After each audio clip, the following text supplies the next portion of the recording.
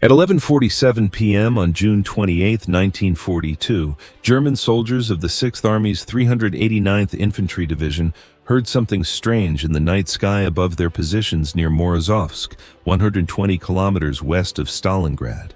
A soft whooshing sound, like wind through fabric. No engine noise, no warning, just that eerie whoosh, followed immediately by explosions. 4 bombs hit their ammunition depot. Secondary explosions followed. The entire depot went up in flames. German sentries scanned the sky with searchlights. Nothing. The sound came again.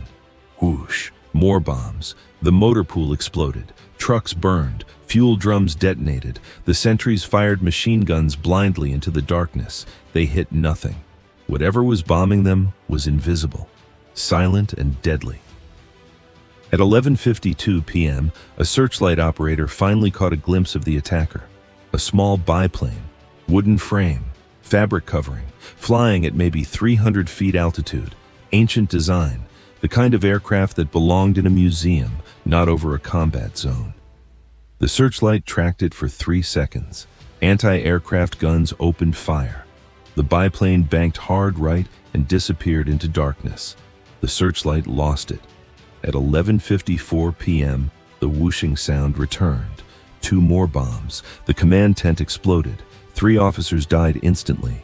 The biplane vanished again before German gunners could react. Over the next 6 minutes, the mysterious aircraft made 4 more attack runs. Each time it appeared without warning, dropped bombs, and disappeared.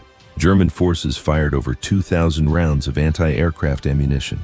0 hits. The biplane escaped untouched. When dawn came, German intelligence officers examined the bombing damage. 12 fires, 47 casualties, significant equipment losses, all caused by one obsolete biplane flying night harassment missions. The German officers were baffled. Who would use such primitive aircraft for combat operations? The Soviet Air Force had modern bombers, P-2s, IL-4s. Why send wooden biplanes?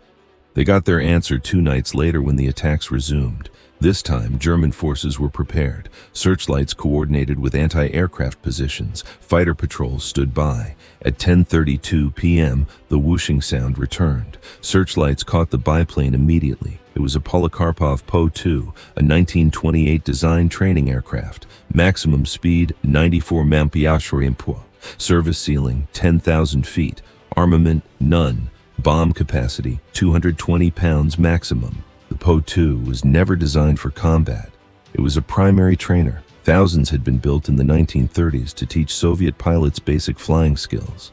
Its construction was almost comically primitive. Wooden frame covered with fabric, fixed landing gear, open cockpit, 2 crew members sitting in tandem, exposed to wind and weather. No armor, no self-sealing fuel tanks. 1 machine gun burst would tear it apart, but the Germans couldn't hit it. The Po-2 was too slow. German fighters stalled trying to match its speed. The biplane could fly slower than a Messerschmitt Bf 109's minimum controllable airspeed. German fighters would dive, slow down to attack, and the Po-2 would be gone. Turned, descended, or climbed in a maneuver the faster aircraft couldn't follow.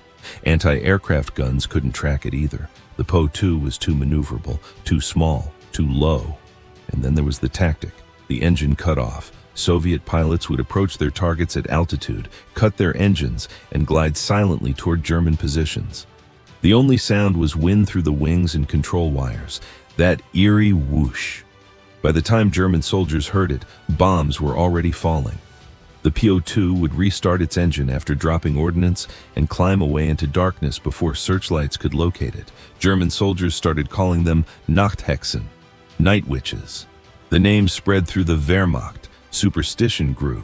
Some soldiers claimed the Soviet pilots were actually witches, that they could see in the dark, that they flew by magic, not aerodynamics, that bullets passed through their aircraft without harming them.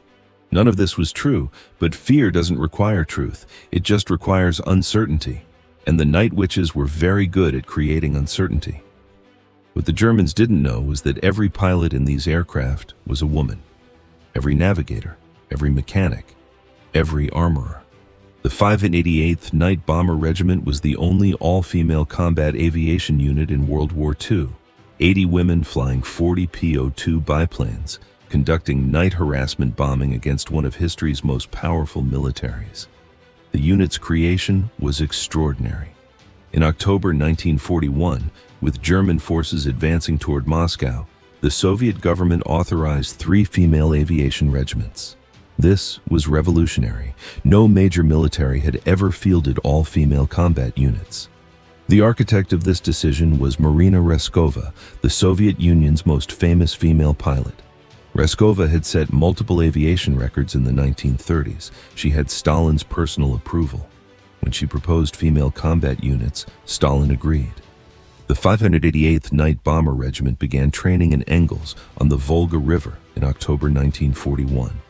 The volunteers were young, average age 22, some were teenagers. Irina Sebreva was 17. Nadezhda Popova was 19. They came from universities, factories, collective farms. Most had civilian pilot licenses. Flying clubs were popular in the Soviet Union. Learning to fly was encouraged as patriotic activity. These women could fly, but they'd never flown combat missions. They'd never dropped bombs. They'd never been shot at.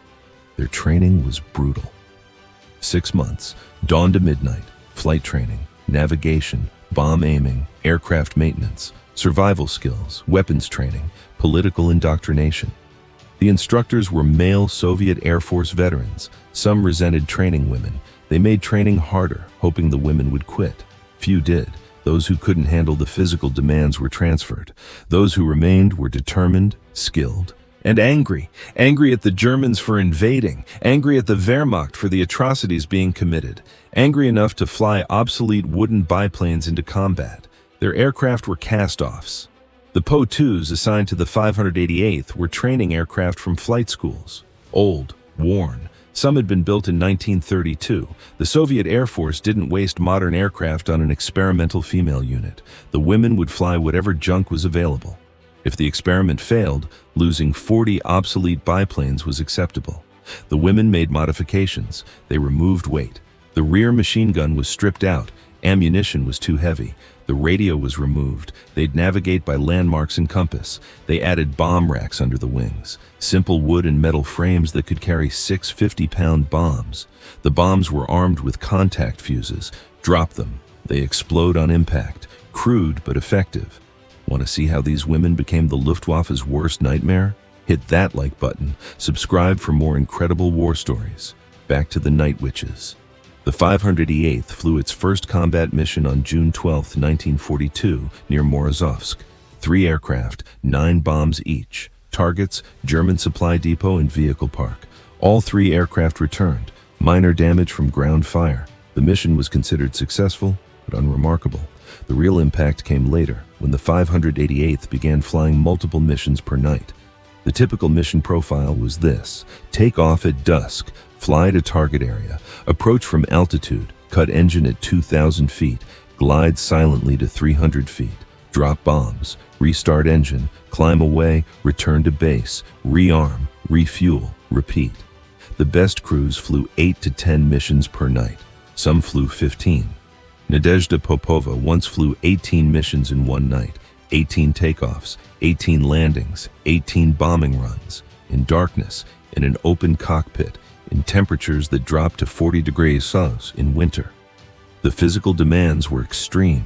The Po-2 had no heating. The cockpit was open. Wind blasted the crew at 90 mph. In summer, they wore light flight suits. In winter, they wore multiple layers of wool, leather jackets, fur-lined boots, and heavy gloves. Even with layers, frostbite was common. Irina Sebreva lost feeling in 3 fingers permanently. Yevgenia Jigulenko suffered frostbite on her face that left permanent scarring.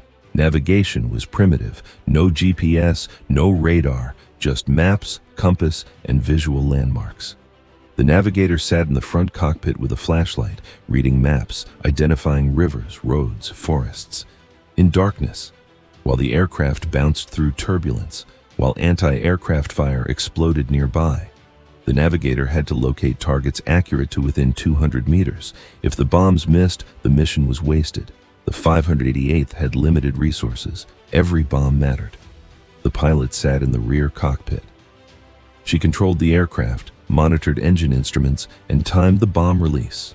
The actual bombing was coordinated between pilot and navigator. The navigator would identify the target and signal. The pilot would line up the approach. At the drop point, the navigator would pull the bomb release lever. The bombs would fall. 6 seconds later, explosions below confirmed impact. German forces adapted. They positioned searchlights in grids.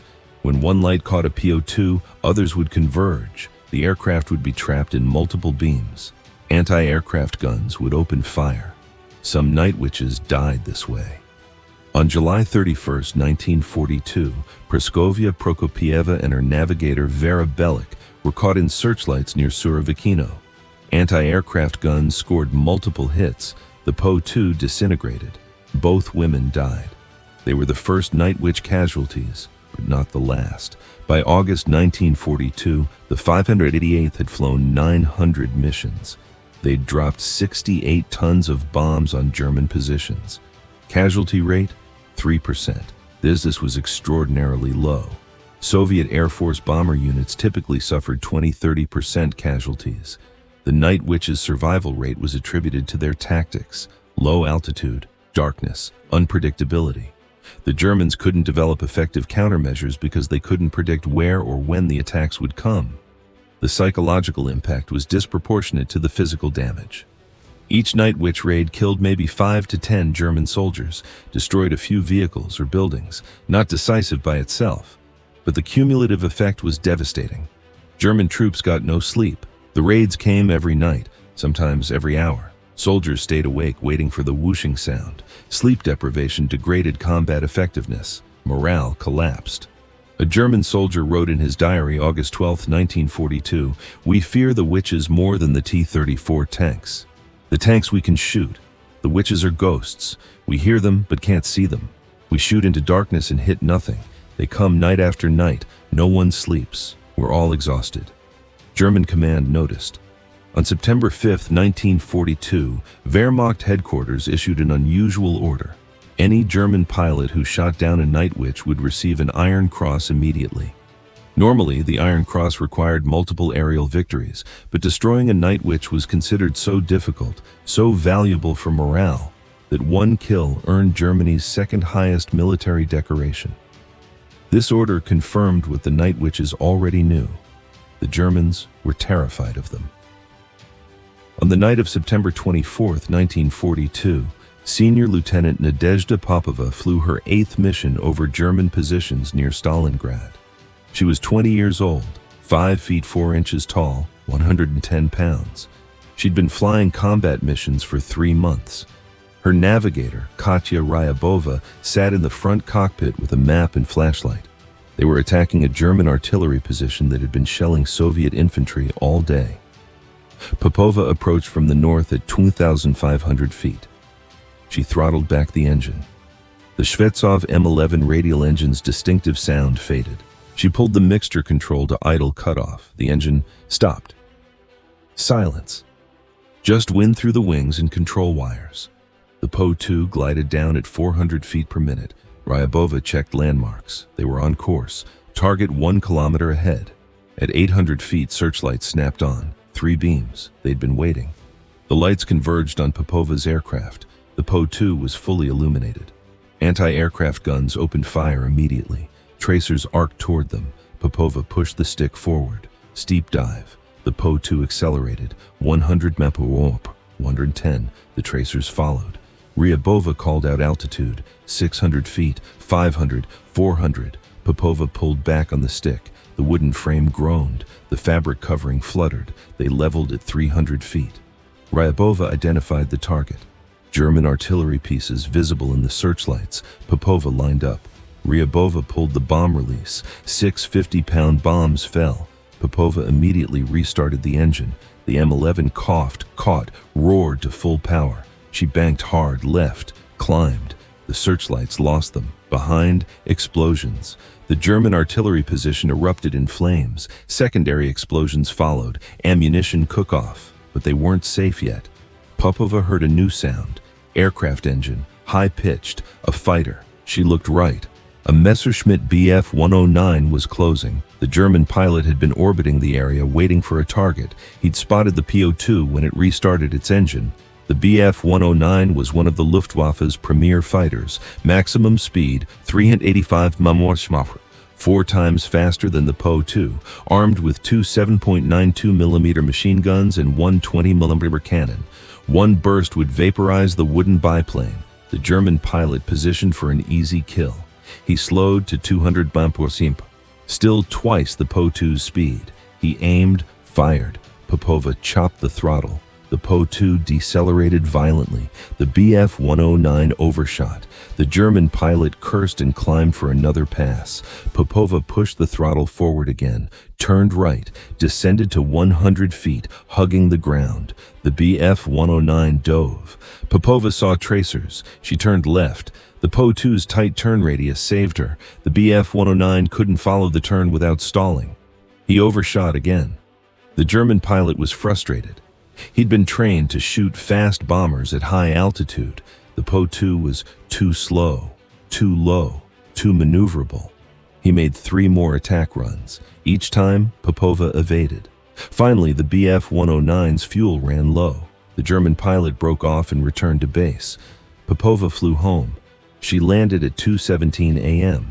Ground crew counted 42 bullet holes in her aircraft. None had hit anything critical. She refueled, rearmed, and flew her 9th mission at 3:00 a.m.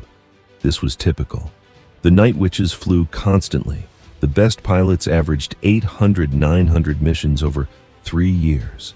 Popova personally flew 852 missions. She dropped over 200 tons of bombs. She was shot down 3 times. Each time she survived and returned to flying.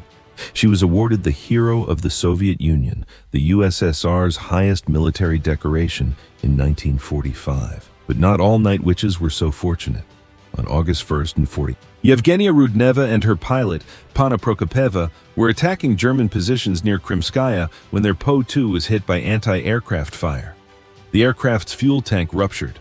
Fire spread instantly. The fabric covering burned. Prokopeva tried to land, but the controls failed. The aircraft crashed. Both women died.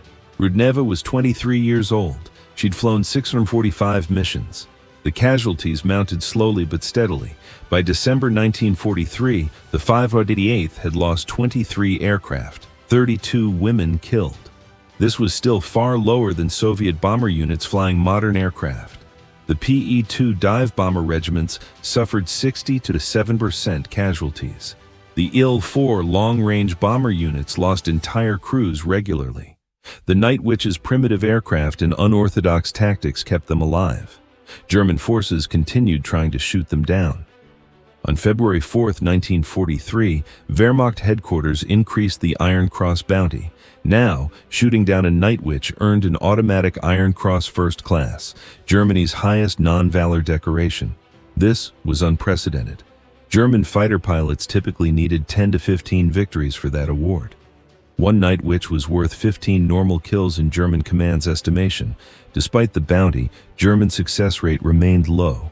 Between June 1942 and May 1945, the Night Witches flew approximately 2362 missions. German forces shot down 28 aircraft. That's a loss rate of 0.12%. Compare this to RAF Bomber Command's loss rate during the same period, 3.8%. The Night Witches were 32 times more likely to survive a mission than British bomber crews. Want to know how wooden biplanes outfought the Luftwaffe? Hit that subscribe button and turn on notifications. Back to the story. The Night Witch's effectiveness wasn't just about survival, it was about impact. In August 1942, during the Battle of Stalingrad, the 588th flew 899 missions in 30 days. They dropped 130 tons of bombs on German positions. Intelligence reports credited them with destroying 17 artillery pieces, 56 vehicles, 2 ammunition depots, 9 fuel dumps, and approximately 240 German soldiers killed. These numbers weren't decisive by themselves. The battle involved millions of soldiers and thousands of tanks. But the Night Witches forced German troops to disperse, to dig deeper trenches, to post extra sentries, to stay awake all night. This degraded German combat effectiveness measurably. Soviet intelligence estimated that German units facing night witch attacks suffered 15 to 20% reduction in combat effectiveness due to exhaustion. The psychological warfare component was deliberate. Soviet command encouraged the night witches to maximize the terror factor. They were told to space attacks throughout the night.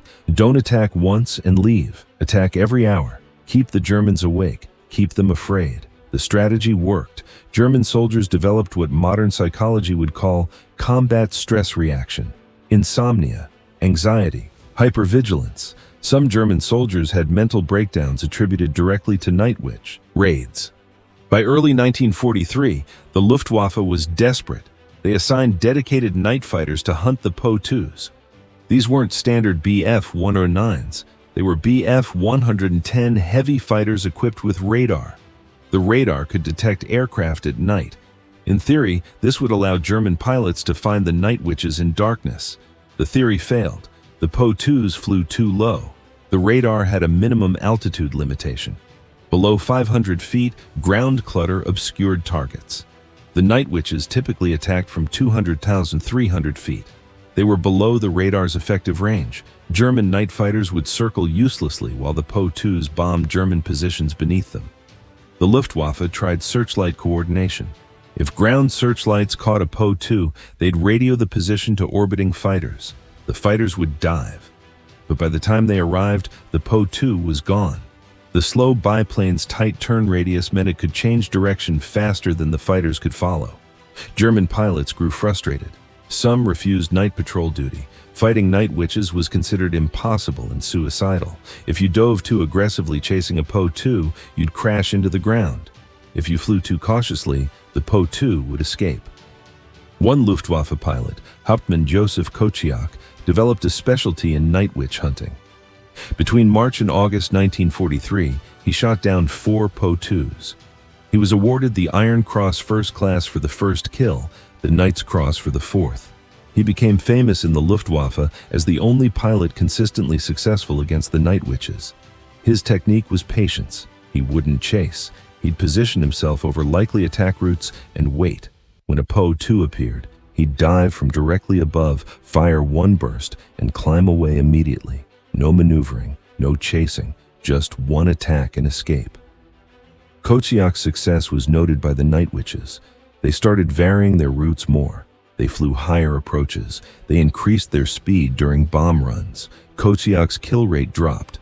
By December 1943, he'd stopped hunting them. It wasn't worth the risk anymore. The 588th's most dangerous period was March-May 1943 during the Kuban offensive. German forces were retreating from the Caucasus. The night witches flew intensive support missions, up to 300 sorties per night across the entire regiment. The pace was brutal. Pilots and navigators got maybe 4 hours of sleep per day. Maintenance crews worked around the clock. Aircraft were patched, refueled, and relaunched as fast as possible. During this period, the 588th lost 9 aircraft in 6 weeks, 18 women killed, the highest loss rate of the entire war. But they kept flying. Soviet command considered the night witches essential. Their harassment bombing prevented German forces from resting during the retreat. Wehrmacht units that should have been repositioning defensively were instead dealing with nightly raids. By June 1943, the immediate crisis had passed. The night witches returned to normal operations. Their missions became more varied. They bombed supply lines. They dropped leaflets over German positions. They conducted reconnaissance flights. They evacuated wounded Soviet soldiers using modified Po-2s with external stretcher racks. The versatility of the Po-2 was remarkable. It could land on roads, fields, even on damaged runways too short for normal aircraft. Maximum takeoff distance, 200 meters. Landing distance, 100 meters. This meant night witches could operate from improvised airfields close to the front lines. They'd move the entire regiment forward as Soviet forces advanced. German bomber units needed proper air bases. The night witches needed a flat patch of grass. By December 1943, the 588th had flown over 10,000 missions. They'd lost 23 aircraft total. Their survival rate remained extraordinary. Soviet propaganda highlighted this. Articles in Red Star newspaper, Radio broadcasts, the night witches became symbols of Soviet resistance, young women defeating the Wehrmacht with determination and courage. But the reality was more complex. The night witches survived because their aircraft were expendable, because their tactics were conservative, because they avoided direct combat. They weren't fighting Bf-109s in dogfights. They were dropping bombs at night and running away. This doesn't diminish their courage. Flying a wooden biplane over enemy territory required immense bravery. But it wasn't the aerial combat mythology that Soviet propaganda suggested. The women knew this. In post-war interviews, several night witches said they felt like glorified harassment. Nadezhda Popova said, "We didn't win the war, we just annoyed the Germans enough that they couldn't sleep." Irina Sebrova said, "The T-34 tanks won, the Il-2 Sturmoviks won. We just made noise." They were wrong.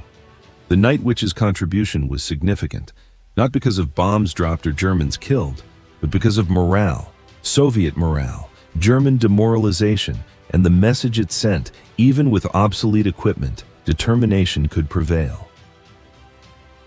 On April 16, 1945, the 588th Night Bomber Regiment received orders to support the final Soviet offensive against Berlin.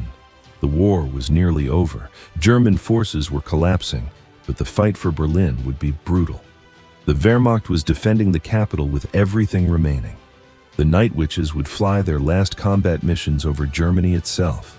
The regiment had changed significantly since 1942. They'd received newer Po-2 variants with slightly better engines. They had more experienced crews. The average pilot had flown 600-plus missions.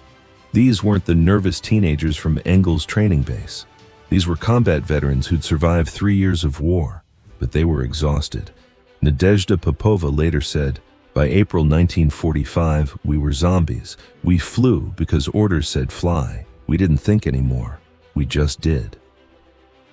The psychological toll of 600-800 missions was devastating.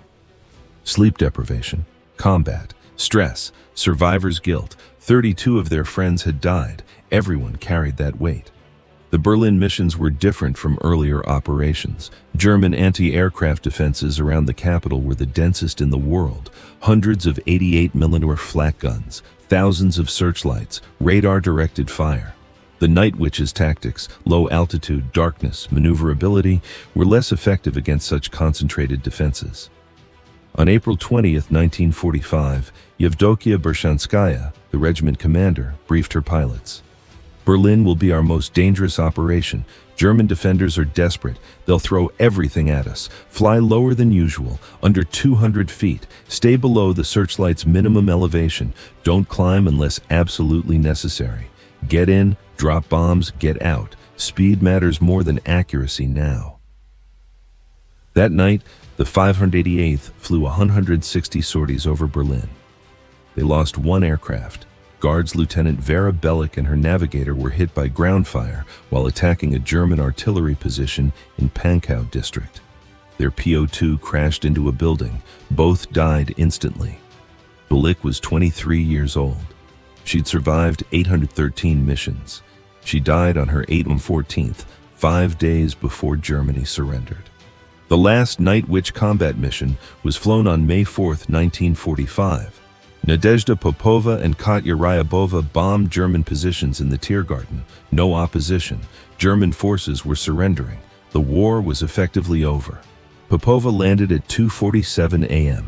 She shut down the engine. She and Ryabova sat in the cockpit for 10 minutes without speaking. Then Popova said, "We did it. We survived." Ryabova started crying. On May 9, 1945, Germany surrendered. The 588th Night Bomber Regiment had flown 23,672 missions, dropped 3,000 tons of bombs, lost 32 women killed in action, 28 aircraft destroyed. 23 pilots and navigators were awarded Hero of the Soviet Union. The entire regiment received the Guards designation, becoming the 46th Guards Night Bomber Regiment, but recognition was complicated. The Night Witches were female. Soviet society was deeply patriarchal despite communist ideology. After the war, veterans faced discrimination. Nadezhda Popova applied for civilian pilot jobs. Airlines rejected her. Women can't fly passenger aircraft, they said. Too dangerous. She'd flown 852 combat missions, but civilian airlines wouldn't hire her. Yevdokia Bershanskaya, the regiment commander, was denied promotion after the war. She'd commanded a combat unit successfully for 3 years. But Soviet military leadership wouldn't promote women to senior ranks. She retired as a major. Male officers with less combat experience became colonels and generals. Irina Sebrova tried to join a flight school as an instructor. The school refused. You flew Po-2s. That's not real flying. You can't teach modern aviation. She'd flown 1,008 missions, more than any male Soviet pilot. Didn't matter. She was female. The Soviet government celebrated the night witches when politically convenient. Propaganda films, newspaper articles, speeches. But practical support was minimal. Veterans struggled to get housing. They received smaller pensions than male veterans. Some lived in poverty. The women who defended the USSR were forgotten once the war ended. Want to know what finally brought the night witches recognition? Hit that like button and subscribe. Back to their story. This erasure lasted decades. During the Cold War, Western historians largely ignored the night witches. If mentioned at all, they were dismissed as Soviet propaganda. Women flying combat missions? Impossible. Soviet exaggeration. Even sympathetic historians doubted the numbers. 23,672 missions seemed too high. 505 kills by one sniper was believable. But 80 women flying obsolete biplanes for 3 years? That sounded like fiction.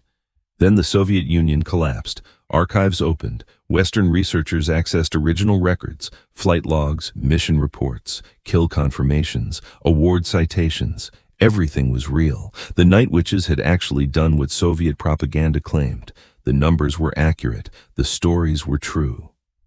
In 1992, the first comprehensive Western study of the night witches was published by American historian Bruce Miles. His book, Night Witches, The Untold Story of Soviet Women in Combat, used declassified Soviet records to verify the regiment's achievements.